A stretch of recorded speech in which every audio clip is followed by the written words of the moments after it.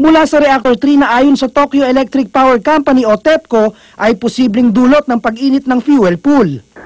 Gumamit na ng military helicopter ang Japan para buhusan ng mga cooling system ng tubig mula sa dagat. Pero ang epektong yan, higit na bakas sa mga kuhang ito. Salamin ang naging piping saksi sa pighati ng batang ito na nahiwalay sa kanyang ina, pati na sa kanyang alagang aso, dahil mayroon siyang mataas na level ng radiation. Pero hindi lang radiation leak ang problema. Maliban sa pagkalat ng radiation, iniinda rin ng mga taga-Japan ang patuloy na aftershocks doon, gaya ng magnitude 6 na lindol na naramdaman sa East Japan bago magtanghali kahapon. Ang mga pagyanig na sinabayan pa ng pagbagsak ng niebe sa ilang lugar ang nagpapahirap ngayon sa search and rescue operations. Sa pinakahuling ulat ng Japanese government, umaabot na sa humigit kumulang 4,000 ang patay sa lindol at tsunami. Mahigit 7,000 naman ang naiulat na nawawala. Nananatili namang mahinahon ang marami sa Japan, bakas ang disiplina sa mukha ng trahedya. Mula nang mangyari ang trahedya noong Biyernes, humarap na rin sa publiko sa kauna-unahang pagkakataon si Japanese Emperor Akihito. Sa isang televised speech, hinihikayat niya ang mga kababayan na patuloy na magtulungan at huwag mawala ng pag-asa sa kabila ng mga paghamon. Para sa unang balita, Dante Perello, reporting. Bunsod pa rin ang nangyaring lindol at tsunami sa Japan, sinisilip na ng Senate Committee on Climate Change at Committee on Environment ang kahandaan ng Pilipinas sa kalamidad. At para bigyan po tayo ng update, makakausap natin live dito sa studio si Senadora Loren Legarda, ang chairperson ng Senate Committee on Climate Change. Senadora Legarda, good morning po. Welcome po sa unang hirit. Magandang umaga sa iyo, Rhea and Arnold. Magandang umaga po. Kahapon nga po humarap sa hearing kahapon ng mga eksperto at maging yung mga opisyal ng gobyerno natin. Ano-ano po ba ang mga hakbang para mapagtibay itong ating disaster preparedness, Senator? Maraming dapat gawin. Una, ipatupad yung ating bagong batas, yung National Disaster Risk Reduction Management Act na nagtatatag ng isang council na siyang magbibigay ng impormasyon tungkol sa preparedness sa tinatawag.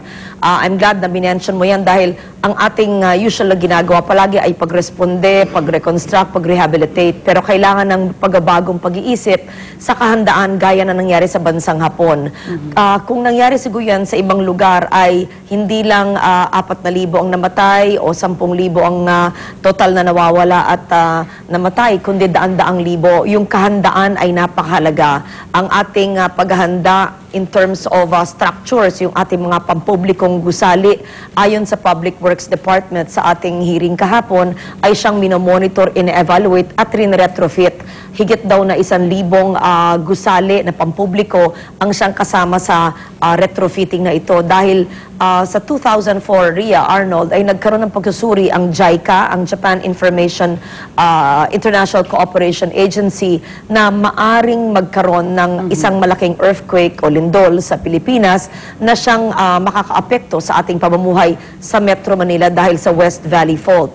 At batay na rin sa report na ito, ang Public Works Department, ang MMDA at ang iba't ibang ahensya ng gobyerno ay sinasabi namin dapat sundin ang mga recommendation at plano, action plan na sinaad sa report na ito. Sa naging takbo po ng hearing kahapon, masasabi niyo hubang handa o hindi pa handa ang mga Pilipino sa ganitong klaseng trahedya? It's never enough to be totally prepared. Aaminin ko, hindi natin pwedeng sabihin handang-handa ang Pilipinas dahil mas kinahanda ang bansang Hapon at sila isang mayaman na bansa. At sabi nga nila, if you are to find a place in the world where you want to stay in a time of an earthquake, dapat Japan yan. Pero meron pa rin nasalanta. Kaya bagamat sumusubok maging handa ang mga Pilipino at yung kahandaang ito ay nakikita natin sa pagsasagawa ng batas, pero paano ba ipapatupad yung batas na yan sa barangay, sa grassroots, sa kaalaman ni Juan de la Cruz at ng pang-araw-araw nating buhay? Maaring hindi sapat na ang ating kahandaan pero may ginagawa. Lahat tayo, kayo malaking role ang gagawin dapat ng media in terms of disaster risk reduction at preparedness. Ano bang ibig sabihin nito? Simpleng pito lang ay mahalaga para sa early warning system. Yung mga wangwang o sirena na kumpiska dahil pagbawal na yan ay maaring gamitin sa barangay bilang warning system kung merong lindol, dapat may naka-ready na lugar para ilikas ang tao, o ano ba ang dapat gawin? Kung may tsunami man sa lugar, maganda yung nangyari nung Biyernes, meron warning na kaagad sa 19 coastal provinces sa Eastern Seaboard sa Pilipinas. So early warning system ay napakahalaga. Pero more than the warning, kailangan yung structural integrity, pati ng mga pribadong gusali, gaya ng studyong ito. Dahil sabi ng DPWH, yung mga 15 years before pa na na-construct na structures, maaring hindi handa at dapat i-retrofit natin kung hindi man handa ito. Senadora, yun nga po yung problema. May mga structures na nakatayo sa mga lupang dapat hindi naman tayuan dahil nasa ibabaw daw ng fault line. So, paano ho ba ang pwedeng Tama gawin kayo, natin dito? dahil itong West Valley Fault na tinatawag mula sa Sierra Madre hanggang lagpas pa ng Tagaytay sa south, no, sa Batangas, ay napakahaba at maraming mga residential, commercial, pampublikong struktura, tulay sa mga lugar na ito na hindi pinagbawalan sa mga nakaraang taon kung hindi dekada. Kaya yan ay isang malaking desisyon ng ating pamahalaan kung papabayaan ba natin ang mga strukturang to nandyan or gagawa tayo ng paraan para i-check lahat ito at palakasin na lang sa kaganap, kung magganap man lang yung lindol na yan, na sana hindi maganap. Sabi rin ng FIVOX kahapon na maaring mangyari ito, pinag-clarify po natin para walang alarma sa publiko na ang cycle na yan ay 200 taon. Maaring mangyari in 200 years, maaring mangyari ngayon, pero ang mahalaga, alam natin at paghahandaan natin. Dapat laging handa. Maraming salamat po, Senadora Loren Legarda. Magandang umaga po sa inyo. Salamat sa inyo. Senator Legarda, ang chairperson ng Senate Committee on Climate Change.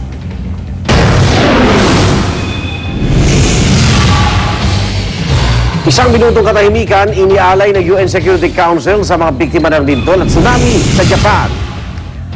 At Justin Bieber dumalo sa unveiling ng kanyang wax figure sa London.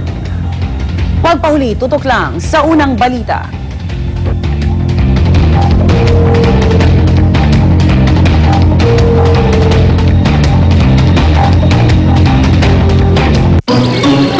Wow! Ang galing mo sa art! What's your name? My name is Mariari Gina Cristina Jenny Gailmanyo Pili. Ang galing mo mag-dance? What's your name? Mariari Gina Cristina Jenny Gailmanyo Pili.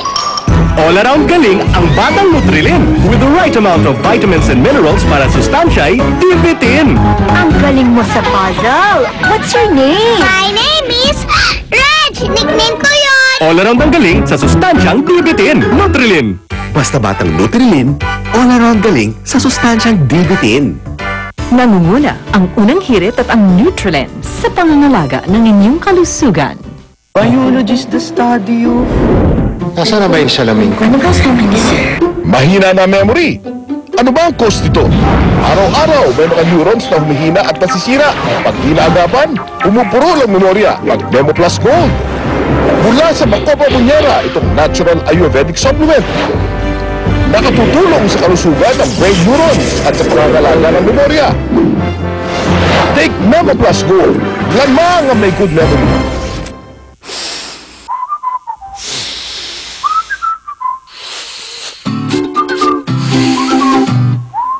Pinakikilala ang fabric conditioner mula sa Surf with 5-in-1 freshness. ₱5 lang. Quick. Melt. I promise you, it's delish. For me, nothing melts quicker than Magnolia Quick Melt. Quick melt. You, above everyone else, recognize the figures in his broken lines, the shapes in his scribbles, his bigger picture. Your child is a gift, 4 to 7 years old.